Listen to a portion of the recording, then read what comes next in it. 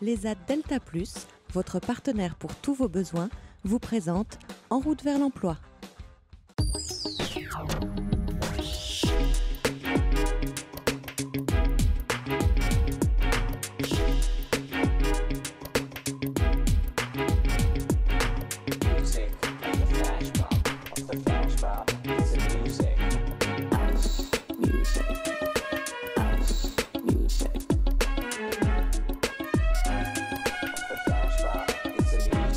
Bonjour, on parle de création d'entreprise, mais il n'y a pas qu'une seule façon de devenir chef d'entreprise. On peut créer une entreprise ou alors on peut reprendre une entreprise qui existe déjà. Cédric, vous êtes consultant, vous accompagnez des créateurs, des repreneurs. La question se pose, est-ce que c'est si facile que ça d'y répondre ? C'est pas facile, il faut étudier, voire envisager les deux choses. Quand on se lance dans un projet, je pense qu'il faut fermer la porte à rien et à l'opportunité de reprise. D'accord. Notamment à l'opportunité de reprise. Justement, quand on réfléchit à son projet, quand on veut lui donner vie, qu'est-ce qu'on doit prendre en compte du côté de la création pure et à quoi on doit le comparer dans la reprise d'entreprise ? Dans la création pure, on va partir entre guillemets de soi-même, de ses idées. Il va falloir les rédiger, les mettre en forme. A contrario, dans une reprise, on va partir des éléments qui existent déjà dans l'entreprise, avec des choses qui ont déjà été mises en place. Et donc, il va falloir faire des compromis, peut-être amener des idées nouvelles et accepter des choses qui sont déjà en place.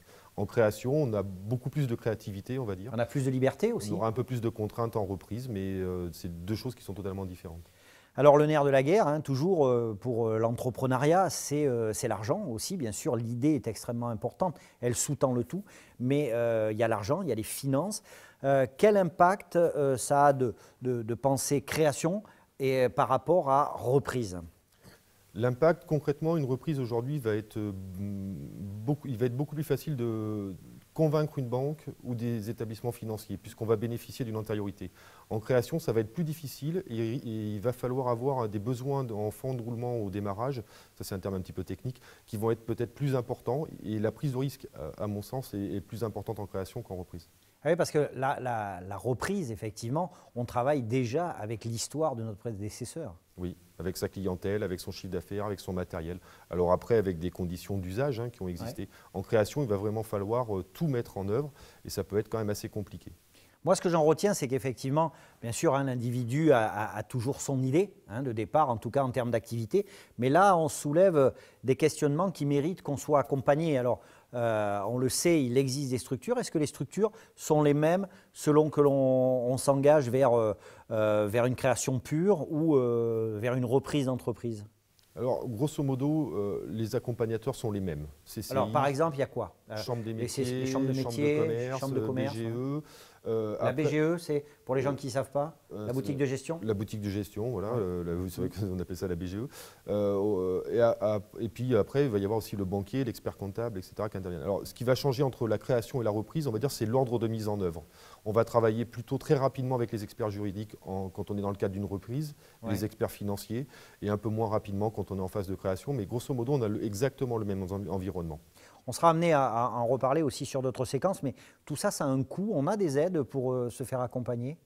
Oui, il y a des aides pour se faire accompagner. Il y a des dispositifs d'aide, il y a des dispositifs de prise en charge Pôle emploi, il peut y avoir des dispositifs de prise en charge OPCA. Il y a aussi des aides de la région ? Il y a des aides de la région. Alors, en l'état actuel, à ce jour, quid de la nouvelle région, mais il y a des aides, le passe conseil notamment. Qui était la nouvelle région est connue pour être dynamique en termes d'entreprise et d'accompagnement des entreprises, il n'y aura pas de souci. Je pense que ça doit être renouvelé, mais je ne veux pas m'engager à la place de nos élus. D'accord. Mais normalement, il y en a, oui. Voilà, c'est sur ces paroles qu'on va se quitter. Que vous décidiez de créer ou simplement ou bien de reprendre une entreprise, surtout n'oubliez pas, parlez-en autour de vous et faites-vous accompagner. Il y a des structures très spécialisées et très compétentes en Limousin, sur le territoire limousin et dans toute la nouvelle région Nouvelle-Aquitaine pour vous accompagner. À très bientôt, au revoir.